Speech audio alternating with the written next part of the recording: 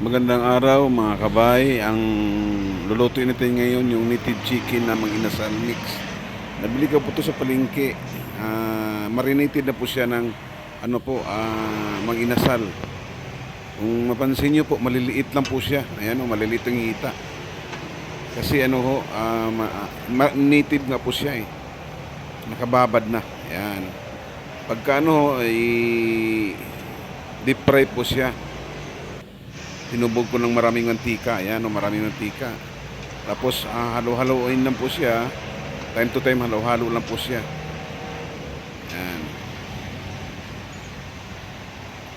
Halo-halo hanggang total na ho siya. Total ma-fried na ho siya. Ayan o.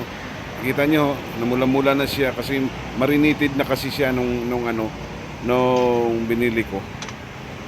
Ayan. Haluin lang, huwag nilang tigilan sa paghalo-halo. Yan. Hanggang totally reddish na talaga siya. Yan nakita nyo, parang may latik-latik siya. Parang nalagkit-lagkit na po siya. Yan. Luto na po yan. Yan maliliit lang kasi native na siya eh. Yan, luto na po siya, mga lods. Yan Sarap tingnan pagka prito. Salamat po. God bless po.